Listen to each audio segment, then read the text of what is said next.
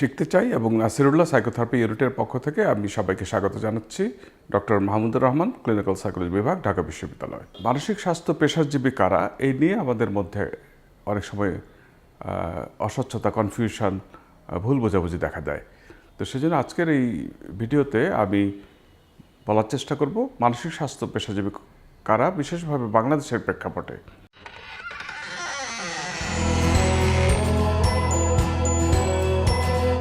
বাংলাদেশে মানসিক স্বাস্থ্য পেশাজীবী হিসাবে অনেকেই আছেন।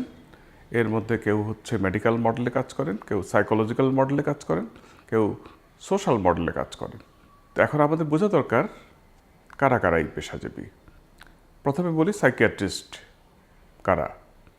সাইকিয়াট্রিস্ট হচ্ছে মূলত একজন ডাক্তার যিনি MBBS ডিগ্রি পাশ করেছেন, তারপর তিনি পোস্ট গ্রাজুয়েট ডিগ্রি অর্জন করেছেন সাইকিয়াট্রিতে।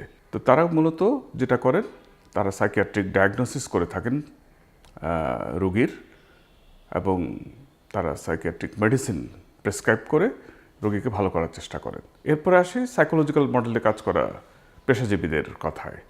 তার মধ্যে শুরুতেই বলতে হয় ক্লিনিক্যাল সাইকোলজিস্টদের কথা। ক্লিনিক্যাল সাইকোলজিস্ট হচ্ছে মূলত একজন সাইকোলজিস্ট, ও কিন্তু ডাক্তার না। ক্লিনিক্যাল সাইকোলজিস্ট কে হবেন? তাকে কিন্তু প্রথমে আন্ডার গ্রাজুয়েট করতে হবে সাইকোলজিতে, 4 বছরের অনার্স এখন চালু আছে আমাদের দেশে। তারপর তাকে ক্লিনিক্যাল সাইকোলজিতে উচ্চতর প্রশিক্ষণ নিতে হবে, উচ্চতর শিক্ষা নিতে হবে, সেটা মাস্টার্স এবং এমফিল পর্যায়ে। তারা adult mental health, child mental health অথবা ট্রমা ম্যানেজমেন্ট কিংবা ড্রাগ অ্যাডিকশন ম্যানেজমেন্ট ইত্যাদি নানা বিষয়ে প্র্যাকটিক্যাল ট্রেনিং নেওয়ার মাধ্যমে, সুপারভাইজড প্র্যাকটিক্যাল ট্রেনিং যেটাকে বলা হয়, যা একজন সিনিয়র ক্লিনিক্যাল সাইকোলজিস্টের তত্ত্বাবধানে কাজ করে হাতে কলমে তিনি শিখেন কীভাবে একজন রোগীকে মানসিক অ্যাসেসমেন্ট করতে হয়। তো সেই সাথে অনেক সময় সোশ্যাল প্রসেসের প্রয়োজন হলে সোশ্যাল ওয়ার্কারের প্রয়োজন হবে, যদিও আমাদের দেশে সোশ্যাল ওয়ার্কার তেমনভাবে বিকশিত হয়নি, যাদেরকে বলা হয় সাইকিয়াট্রিক সোশ্যাল ওয়ার্কার। এদের সম্পর্কে একটু বলি। তারা হবেন মূলত সামাজিক যে জটিলতা তৈরি হয় স্বাস্থ্যের সংজ্ঞায়, যেমন আমরা স্বাস্থ্য বলতে ফিজিক্যাল, মেন্টাল এবং সোশ্যাল হেলথের কথা বলি।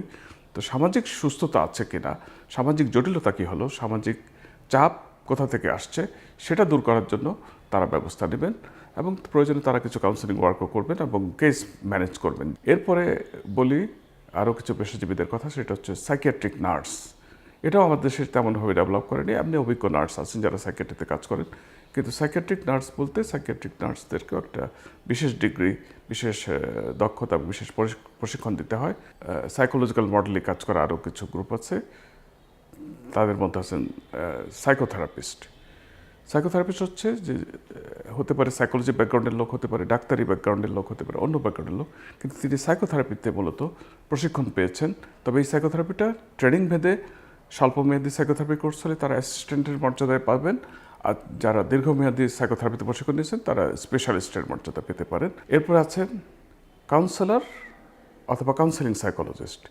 এই দুটো গ্রুপকেও মেন্টাল হেলথ প্রফেশনাল বলা যেতে পারে। কাউন্সেলররা হচ্ছে অল্প ট্রেনিংয়ে যে কোনো ব্যাকগ্রাউন্ড থেকে আসা, কিন্তু তাদের মন মানসিকতার মধ্যে একটু সাইকোলজিক্যাল মাইন্ডেডনেস অথবা মনোবৈজ্ঞানিক একটা ভাবধারা তাদের মধ্যে থাকতে হবে, এবং বাকিটা তারা প্রশিক্ষণে অর্জন করবেন এমনভাবে যেন তারাও এই টিমের সদস্য হিসেবে কাজ করতে পারে। তবে কাউন্সেলিং যারা ট্রেনিং নিয়েছেন স্বল্পমেয়াদী, তারা হবেন অ্যাসিস্ট্যান্ট, এবং যারা দীর্ঘমেয়াদী ট্রেনিং নিয়ে অভিজ্ঞতা অর্জন করেছেন, ভালো কাজ করছেন, প্রশিক্ষণ দিতে পারছেন, তারা হবেন এটার বিশেষজ্ঞ হিসেবেও কাজ করতে পারেন অ্যাজ এ কাউন্সেলর।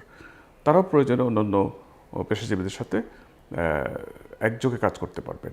এবং কাউন্সেলিং সাইকোলজিস্ট যারা, তারা হবে কাউন্সেলিং সাইকোলজি ব্যাকগ্রাউন্ডের থেকে আসা অনার্স ডিগ্রিধারী, BSc অনার্স, এবং তারপরে মাস্টার ডিগ্রিধারী, এবং সম্ভব হলে এমফিল কিংবা উচ্চতর পর্যায়ের যদি কাউন্সেলিং সাইকোলজি ডিগ্রিপ্রাপ্ত হন, তাহলে তারা আরও বেশি ভালো কাউন্সেলিং সাইকোলজিস্ট হিসাবে কাজ করতে পারবে। এরপরে বলি অকুপেশনাল থেরাপিস্টের কথা।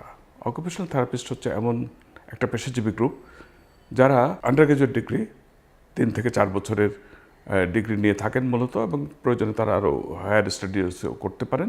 তাদের কাজ হচ্ছে রোগীদেরকে, বিশেষত যারা রিহ্যাবিলিটেশনের রোগী, ক্রনিক কেস, সেটা সিজোফ্রেনিয়া হতে পারে, সেটা কোনো সিভিয়ার মেন্টাল হেলথ হতে পারে, যেটা অনেক দিন ধরে ভুগছেন, তাদেরকে একটা গ্রুপ সেটিংয়ে অথবা ইন্ডিভিজুয়াল সেটিংয়ে কাজ করে ব্যস্ত রাখা, তাদেরকে এমন কিছু অ্যাক্টিভিটিতে ব্যস্ত রাখা যেন তারা ধীরে ধীরে নিরাময়ের দিকে চলে যান। তাহলে পেশাজীবী কারা হলো?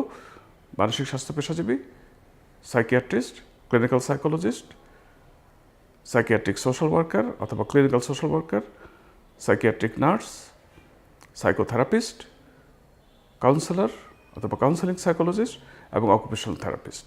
আমরা যেন ভুল না করি যে একজনের কাজ আরেকজন করতে গিয়ে যেন আমাদের মধ্যে একটা আন্ডারস্ট্যান্ডিং থাকে কে কোন কাজটি করছে এবং কোন দক্ষতা কোন যোগ্যতা বলে আমি সেই কাজটা করছি।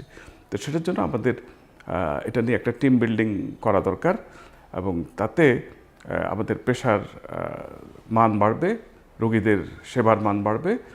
সেজন্য আমাদের সবাইকে একযোগে কাজ করার জন্য তৈরি হতে হবে। এটার জন্য প্রয়োজনীয় আইন এবং প্রয়োজনীয় যে লাইসেন্স সেটার ব্যবস্থা হলে আরও স্পষ্ট হয়ে যাবে কে কোন কাজটি করবে এবং কখন কে কার কাছে কোন ধরনের রোগী রেফার করবে এবং প্রয়োজনীয় দরকার হলে টিম অ্যাপ্রোচে আমরা একসাথে বসে বোর্ড বসিয়ে একটা জটিল রোগীকে মূল্যায়ন করব, অ্যাসেস করব।